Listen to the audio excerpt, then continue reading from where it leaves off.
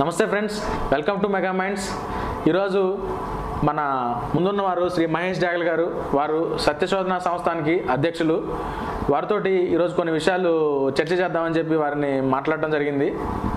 దేశంలో చాలామంది మేము హేతువాదులం, గొప్పవాళ్ళం అని చెప్పుకునేవాళ్ళు, అదేవిధంగా మేము ఎంతో మేధావులు అని చెప్పుకునేవాళ్ళు ఈ దేశంలో అసహనం పెరిగిపోతుందని చెప్పి ప్రతిరోజు ఏదో ఒక ఛానల్లో కూర్చొని మాట్లాడుతూనే ఉన్నారు. మీకు కూడా తెలుసు, పేపర్లో కూడా వస్తున్నాయి అన్ని విషయాలు, మీరందరూ గమనిస్తున్నారని చెప్పి మేము కూడా అనుకుంటున్నాం. అయితే దానికి సంబంధించి ఈ హేతువాదులు చెప్పే విషయాలు వీళ్ళందరి గురించి మన మహేష్ జాగల్ గారి నోటి ద్వారా కొన్ని ఇంపార్టెంట్ ముఖ్యమైన విషయాలను వారి ద్వారా తెలుసుకోవాలని చెప్పి నేను కోరుకుంటున్నాను. ఒకసారి మీరు చెప్పండి అన్న. నమస్తే అండి. అసహనం ఈ విషయము భారతదేశానికి చరిత్రనే వక్రీకరించే ప్రయత్నం చేస్తున్నారు కొంతమంది మేధావులను చెప్పుకునేటువంటి వాళ్ళు. ఏమంటారంటే సోకాల్డ్ సెక్యులరిస్టులు, తర్వాత ఎవరన్నా కావచ్చు, తర్వాత మేము ఈ దేశాని కోసం అంత మాట్లాడుతూ ఉంటాం అనేటువంటి వ్యక్తులు. ఉదాహరణ కన్నయ్య కుమార్, వీడు ఒక బ్లడీ ఫుల్. వీడు జేఎన్యూలో పోయేసి దేశం టుకడా కావాలా, కాశ్మీర్ టుకడా కావాలా, మణిపూర్ టుకడా కావాలా అనేటువంటి ఎదవ వీడు ఏం చేస్తాడంటే, ఈ కన్నయ్య కుమారు అసలు వాడికి బుద్ధి ఉందా లేదని అడుగుతున్నానండి. ఎందుకంటే పక్కన వాడు ఉమర్ ఖలీద్ అనేటువంటి వ్యక్తిని పెట్టుకుంటాడు. వాడు ఏమంటాడు తెలుసా మిత్రులారా, మీరు అందరూ వినండి. భారత్ టుకడా కరేగా ఇన్షాల్లా ఇన్షాల్లా అంటాడు. ఇన్షాల్లా అంటే ఏమి? వాళ్ళ యొక్క దేవుణ్ణి గొప్ప చేసుకుంటాడు. వీరి ఎదవ కాకపోతే పక్కన ఉండే కన్నయ్య కుమారు భారత్ మాతకి జై అని చెప్తాడా? చెప్పడు. తర్వాత శంభో శంకర అంటాడా? అన్నాడు. జై శ్రీరామ్ అంటాడా? అన్నాడు. వాడు మాత్రం అన్నాడు, వీడు మాత్రం అంటాడు. కాబట్టి వీడికి మాత్రం ఉందా అంటే వీడికి సహనం ఉంది, వీడికి సహనం ఉంది, వాడికి అసహనం ఉంది. కాబట్టి భారతదేశం అసహనం గురించి మాట్లాడేటప్పుడు మనం పూర్తిగా ఇటువంటి ఎదవలంతా ఎంత దరిద్రంగా తయారయ్యారంటే భారతదేశం పైనే మాట్లాడతారు. ఈరోజు నేను మాట్లాడతానండి, కాశ్మీర్ విడిపోవాలంటారు, నాగాలాండ్ విడిపోవాలంటారు, తర్వాత కేరళ కూడా విడిపోవాలని మాట్లాడతారండి. కేరళ విడిపోవాలని ఎట్లా మాట్లాడతారు? మణిపూర్ విడిపోవాలని ఎట్లా మాట్లాడతారు? ఇదంతా అసహనానికి. తర్వాత అవార్డు వాపసి గ్యాంగ్ అరుంధతి రాయ్ ఆమె, ఈమె వచ్చేసి అసలు ఈమె చరిత్ర కానీ తెలిస్తే ఈమె సిరియన్ క్రిస్టియన్. సిరియాలోంచి వాళ్ళ ఫాదర్స్ అంటే తండ్రులకు ముత్తాతలను తరిమివేస్తే భారతదేశానికి భిక్ష కోసం వచ్చినటువంటి, ఈ దేశానికి వచ్చినటువంటి వ్యక్తి ఈ అరుంధతి రాయ్. ఈ అరుంధతి రాయ్ ఈరోజు వచ్చి ప్రపంచంలో ప్రతి దేశానికి పోయేసి భారతదేశంలో కాశ్మీర్ భాగం కాదు, కాశ్మీర్ ఆక్రమించింది అని చెప్పడం జరిగింది. అసలు అరుంధతి రాయ్ ఒక మనిషేనా? అసలు భారతదేశానికి వ్యతిరేకంగా మాట్లాడంటే ఒక స్త్రీగా మాట్లాడుతున్నావా? ఎత్ర నార్యస్తు పూజ్యంతే రమంతే తత్ర దేవత యాత్రే తస్తున్న పూజ్యంతే సర్వతత్ర అప్ల క్రియాహ అంటారు. ఎక్కడ దేవతలు పూజించబడతారో అక్కడ స్త్రీలు నాట్యం చేస్తున్నారని చెప్పేటువంటి ఈ భారతదేశంలో ఈ అరుంధతి రాయ్ మాట్లాడే మాటలు ఎంత అసలు స్త్రీ అనే విషయమా మాకు ఎంత అవమానకరంగా ఉంది. ఇటువంటి పరిస్థితుల్లో మళ్ళీ హేతువాదం చెప్పుకునేటువంటి కమల్ హాసన్, వీడు టోటల్గా స్త్రీ వ్యభిచారి. ఎంతమందిని పెళ్లిళ్ళు చేసుకున్నాడు? మొట్టమొదటి వాణి గణపతి, సాగరిక, తర్వాత అమ్మాయి ఎవరు మన ఆంధ్రురాలు గౌతమి ముగ్గురిని పెళ్లి చేసుకొని బిడ్డలకని వాళ్ళని వదిలేసి వెళ్ళిపోయి ఈరోజు నా కథలు మాట్లాడతాడు. ఏమని? హిందూ తీవ్రవాదం అంటాడు. నువ్వు హిందూ తీవ్రవాదం అయితే ఈరోజు భారతదేశంలో నువ్వు ఉండేటువంటి పరిస్థితి లేదు. హిందూ తీవ్రవాదం లేదు కాబట్టి హిందూ తీవ్రవాదం అనేసి మాట్లాడగలుగుతున్నావు. ఇంత దరిద్రమైనటువంటి మెంటాలిటీ నువ్వు రావడము ఎంత దారుణము. కానీ నీకు ఉండేది ఏమంటే హిందూ తీవ్రవాదం లేదు, నీకు వైష్ణవ సాంప్రదాయం అనేటువంటి సిద్ధాంతం ఉంది. నువ్వు వైష్ణవేట్టు అంటే రామానుజ మతానికి సంబంధించిన వ్యక్తి, ఆ మతానికి గొప్ప అనేటువంటి అవకాశం నీకు ఉంది. ఆ విధంగా నువ్వు మాట్లాడతావు. ఇంకొకటి ఉన్నాడు మన కర్ణాటక సంబంధించి ప్రకాష్ రాజ్ ఈరోజు కేరళలో వరదలు కొట్టుకొని పోతాను. ఎక్కడున్నావు నువ్వు ప్రకాష్ రాజ్? ఆస్ట్రేలియాలో నీ భార్యతో రెండో భార్య నెంబర్ 2 రితు శర్మ సంథింగ్ ఆమెతో కులుగులాడుతున్నావు. చూడు ప్రకాష్ రాజ్, నువ్వు కాశ్మీర్ మన కేరళలోనే మంచి జీవన విధానం ఉంది, హిందుత్వానికి ఒక ప్రొటెక్షన్ ఉంది, తర్వాత హిందూ వ్యతిరేక శక్తులు ఉండాలి, ఇన్ని మాట్లాడినావు. అదే కేరళలో ఈరోజు 35 డ్యాములు ఎత్తేసినారు. ఈ డ్యాములు 35 డ్యాములు ఎత్తిన తర్వాత అక్కడ అంత ఘోర కలి జరిగితే నువ్వు ఎక్కడ పోయినావు? నేను ప్రశ్నిస్తున్నా, దీనికి సమాధానం చెప్పాలి. తర్వాత గౌరీ లంకేష్ విషయం వస్తాం. గౌరీ లంకేష్ విషయంలో నువ్వేం చెప్పినావు? హిందూ తీవ్రవాదం చంపినారు, ఆర్ఎస్ఎస్, బిహెచ్పి, బజరంగ్ దళ్ వీళ్ళు చంపినారనేసి అని ప్రచారం చేసినాం. తర్వాత ఎంత దారుణంగా ప్రవర్తించినావంటే అసలు హిందువు అంటే తీవ్రవాదిని మాట్లాడినావు. కానీ ఈరోజు పరిస్థితి ఏమి?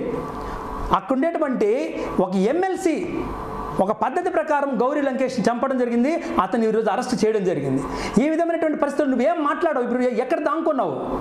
నేను ప్రశ్నించే ప్రశ్నలకు సమాధానాలు మన ప్రకాష్ రాజ్ సమాధానాలు. అసలు ప్రకాష్ రాజా నువ్వు ప్రకాష్ రాయా, నీ గులక రాయా, బండరాయా, ఏమి రాయి, నీకు మనసున్న రాయా, మనసు లేని రాయా అని అడుగుతున్నాను. నువ్వు హిందువుల పైన ఇంత దారుణమైనటువంటి ప్రవర్తన చేయడం అనేది దారుణమైన విషయం. ఈ విధంగానే మాట్లాడిపోతే మన అవార్డు వాపసీ గ్యాంగ్స్ కొంతమంది ఉన్నారు. ఏమన్నా మాట్లాడితే కాశ్మీర్ గురించి మాట్లాడినామంటే వెంటనే వీళ్ళు ఉండి సాహిత్య అకాడమీ అవార్డులు ప్రభుత్వానికి ఇచ్చేయండి. మన ప్రభుత్వాన్ని నేను ఉండేటువంటి ప్రభుత్వాన్ని అడుగుతున్నాను, అయ్యా మీరు అవార్డులన్నీ తీసుకునేసి ఎవరైతే దేశాన్ని గౌరవిస్తారో, ఎవరైతే ఈ దేశాన్ని ప్రేమిస్తారో వాళ్ళకి ఇవ్వాల్సిందిగా నేను కోరుతున్నాను. ఈ విధంగా అసహనం అన్న వాళ్ళకి ఫ్లైట్ టికెట్ ఇచ్చేసి పాకిస్తాన్ పంపించేయాలి. అయితే దీనికి సంబంధించి నాకు అర్థం కాని విషయం ఏంటంటే, అసలు అసహనం అంటున్నారు, లేకపోతే దేశం అసలు బాగుపడలేదు, దేశం అంతా అదాళమైంది, ఎమర్జెన్సీని తలపిస్తుంది అంటున్నారు. కానీ నిన్న మొన్న కొన్ని చూశాను నేను, మీలాంటి వాళ్ళు పెద్దలు ఫ్రెండ్స్ కొంతమంది ఫేస్బుక్లో పెడుతున్నారు. చాలా పేద కుటుంబాల నుంచి, చాలా పేద కుటుంబాల నుంచి ఏషియన్ గేమ్స్లో అసలు పథకాలు సాధిస్తున్నారు. మరి వాళ్ళు ఎలా సాధిస్తున్నారు ఇంత అసహనంలో? అంటే షారుఖ్ ఖాన్ వైఫ్కి, తర్వాత అమీర్ ఖాన్ వైఫ్కి అసహనంగా ఈ దేశానికి కనపడుతుంది. ఒక పేద పిల్ల, గుడ్డలు కూడా లేని పట్టుకుంటే చాలామంది పిల్లలు ఈరోజు పథకాలు సాధిస్తున్నారు. మరి వాళ్ళకి అసహనం లేదా? మరి మీరు దాని మీద మీ ఉద్దేశం ఏంటి? ఇప్పుడు యోగేశ్వర్ దత్ హర్యానా నుంచి, తర్వాత మొన్నట్టుగా ఒక అమ్మాయి మన హేమా దాస్, వీళ్ళిద్దరూ ఈరోజు భోజనానికి ఈరోజు భోజనం ఎలా తినాలా అనేటువంటి ఉద్దేశంతో ఉండేటువంటి పరిస్థితి. వాళ్ళ నాన్నగారు అమ్మగారు ఎవరో ఒకరు తెచ్చిపెడితే దాంతో చేసుకుని కాళ్ళకు షూస్ లేకుండా పరిగెత్తేటువంటి ప్రాక్టీస్ చేసినటువంటి పరిస్థితి ఉంది. వాళ్ళందరూ ఈ దేశానికోసము పోరాడి పథకాలు సంపాదించినారు. అదే ఈ గౌరీ ఖాన్, సోకాల్డ్ షారుఖ్ ఖాన్ భార్య, తర్వాత కిరణ్ రావు, వీళ్ళంతా ఈ దేశంలో బతకడం కష్టం ఉంటుంది. మీరు బతకలేకపోతే వెళ్ళిపోండి అయ్యా, ఎందుకు ఈ సమస్య అంతా, మా దేశాన్ని మేము చూసుకుంటాం. అసహనం అనేటువంటి బ్యాచ్ అంతా కూడా వీళ్ళకు తల్లిదండ్రులు లేకపోతే వీళ్ళు ఈ కులాల పరంగా వచ్చినటువంటి ఆస్తులు సంపాదించుకునేసి బాగా స్థిరపడిపోయినారు. ఈ స్థిరపడిపోయి ఈ దేశం పైన ఇప్పుడు చెత్త వేయాలా, ఈ దేశాన్ని విదేశాల్లో బ్యాడ్ క్రియేషన్ చేసాను కోసం చేసేటువంటి పెద్ద కుట్ర. మీరు యోగేశ్వర్ దత్తా కానీ, తర్వాత హేమా దాస్ కానీ, ఎంతమంది, ఇంకొక సర్కార్ పివి సింధు కానీ, వీళ్ళందరూ కూడా ఎంత మనకు శ్రీకాంత్ కానీ, సైనా నెహ్వాల్, వీళ్ళందరూ కూడా మంచి తీసుకురావడం జరిగింది. వీళ్ళకి అసహనం లేదా? వీళ్ళకి కష్టపడి పోరాటం లేదా? వీళ్ళు పేరు తెచ్చుకోవటం లేదా? ఇటువంటి పరిస్థితుల్లో మనకి ఎక్కడ అసహనం ఉందంటే దేశ వ్యతిరేక శక్తులకు మాత్రమే అసహనం ఉంది. ఈ శక్తులను మనం ఏం చేయాలంటే మనం ఆలోచించాలి, వీళ్ళు ఎవరు, ఏ విధంగా మనము తీసుకొని పోవాలి అనేటువంటి విషయంతో ఉండాలి. ఇంకోటి, మనము మన దౌర్భాగ్యమో ఏమో కానీ ఈ సానియా మిర్జా లాంటి వాళ్ళు ఉండరు. అసలు మనం ఏం చెప్పాలి? ఈ దేశంలో దాదాపు ఒక 20 లక్షలు ముస్లిమ్స్ ఉంటారు కదా, చాలా మంది ఉంటారు. 125 కోట్లు 25 కోట్ల మంది ముస్లిమ్స్ ఉంటారు. ఒక్కడు లేడా, ఒక ముస్లిం లేడా పెళ్లి చేస్తుంది సానియా మిర్జా? అంటే ఈ దేశంలో ఉండే ఒక్క ముస్లిం కూడా ఆమెను టచ్ చేసేదానికి లేదు. ఈమె వాడు షోయబ్ మలిక్ని పెళ్లి చేసుకోవడము, ఆమె ఇక్కడ భారతదేశంలో అసహనం. డ్రెస్సింగ్ కూడా ఇక్కడైతే స్త్రీ స్వేచ్ఛ లేదంట, అక్కడ పోతే మాత్రం బొరకా కప్పుకొని టోటల్గా స్వేచ్ఛ ఉండదు. ఈ విధంగా భారతదేశం అంటేనే వ్యతిరేకమైనటువంటి భావజాలం కలిగిన వ్యక్తులందరూ కూడా ఈ విధంగా ఉండడం చేతనే మనము ఈ దరిద్రం చూస్తున్నాం. ఏది అసహనం అనేటువంటి అతి ఘోరమైనటువంటి, అసలు మన దేశాన్ని గౌరవించాలి అనేటువంటి మనసులో ఉంటే ఇవన్నీ రావు నా ఉద్దేశంలో. అయితే ఇంకొకటి అండి, ఈ అసహనానికి సంబంధించి కూడా వీళ్ళందరూ సినిమా హీరోలు కదా, వీళ్ళు సినిమాల్లో చాలా అసహనానికి సంబంధించి మాట్లాడేవాళ్ళు. అయితే వీళ్ళల్లో మరి సినిమాకు ముందు ఒక 52 సెకండ్ల జాతీయ గీతం జనగణమన పాడుతుంటే ఎందుకండి దాన్ని కూడా వద్దంటారు? చూడండి, జాతీయ గీతం జనగణమన, తర్వాత వందే మాతరం, జాతీయ పతాకం, దీన్ని గౌరవించలేని వ్యక్తుల్ని నేనేం చెప్తానంటే ఎక్కడికక్కడే అరెస్ట్ చేసేయాలి. ఎందుకంటే నీ దేశాన్ని, నీ తల్లిని, కళాకి నిన్ను గౌరవించుకోవాలా.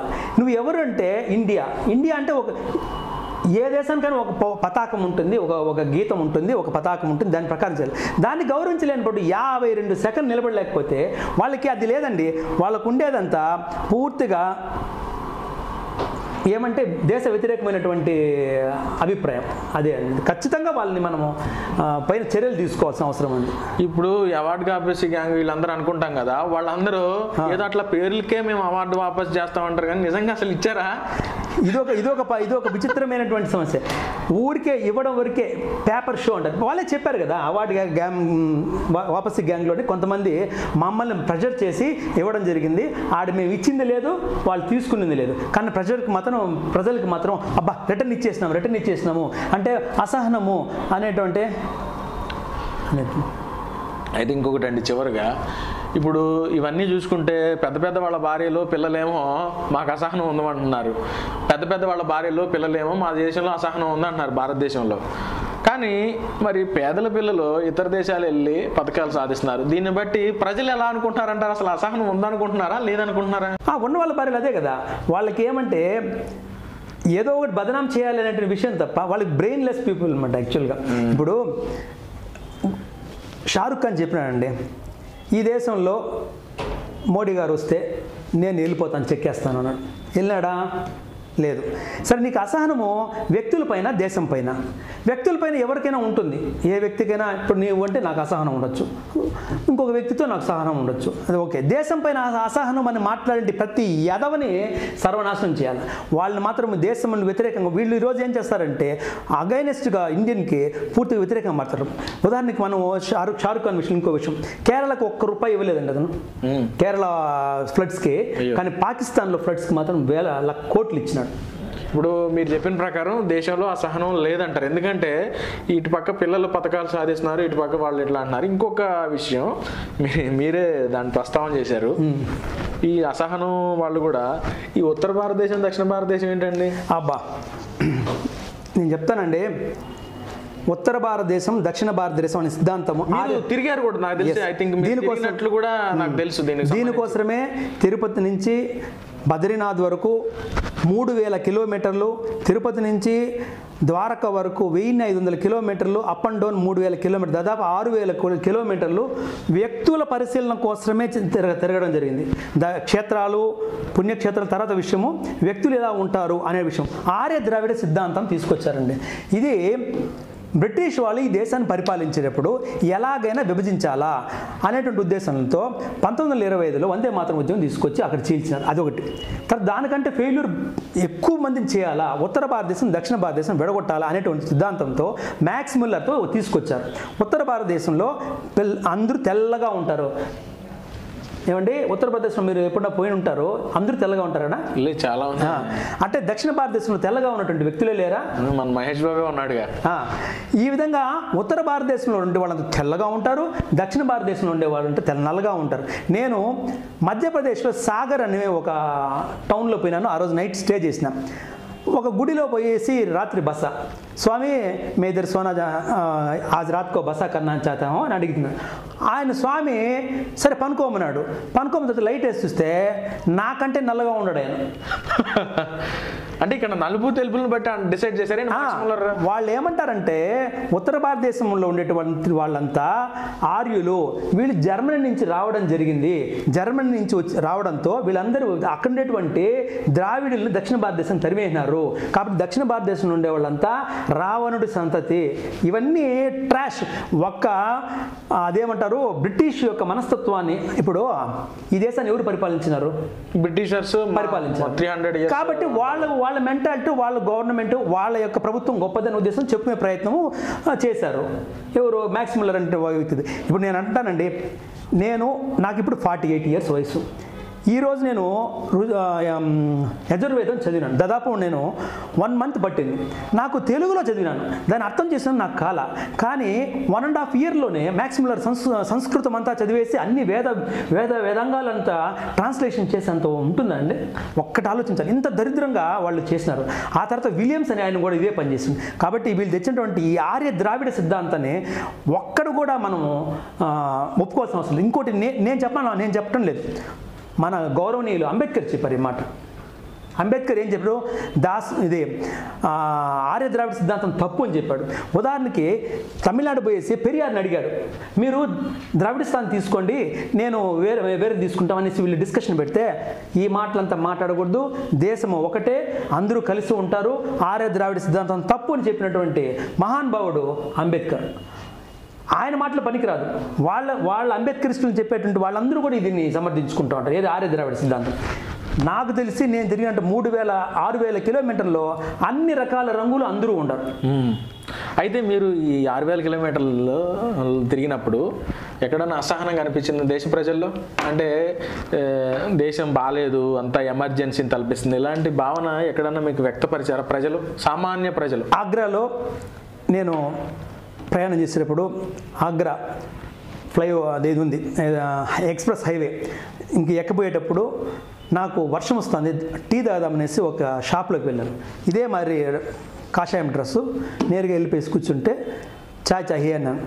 వెంటనే ఒక కుర్జీలో కూర్చోపోతే ఆయన టీ అతను ఉదర్నై బయట అనేసి గబగబా పోయేసి ఒక గుడ్డ తీసుకొచ్చి ఇంకో కుర్జీ కడిగి క్లీన్ చేసి నాకు కుర్జీ వేయడం జరిగింది.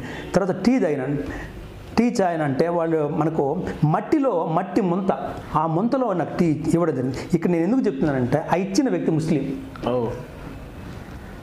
షాక్ అయినాను. అసహనం ఉంటే నేను మాలతో ఉన్నాను, నాకు మాలతో ఉన్నప్పుడు నన్ను ఎటువంటి అవహేళన మాట్లాడడానికి అవకాశం ఉంది, కానీ లేదు. అతను ముస్లిము, డబ్బు తీసుకున్నాడు, తీసుకున్న తర్వాత విషయం, అతను ఇచ్చినటువంటి గౌరవము అంత గౌరవం ఇచ్చినట్టు. కాబట్టి ఇక్కడ మనుషులకి లేదు, రాజకీయ నాయకులు టోటల్ అసహనం ఉంది, వాళ్ళే పెంచి పోషిస్తున్నారు. ఉదాహరణకి ఆజంగఢ్ సంబంధించినటువంటి ఎంపీ ఉన్నాడు కదా, అతను కూడా భయంకరమైన అసహనం, ఈ విధమైన పరిస్థితి ఉంది.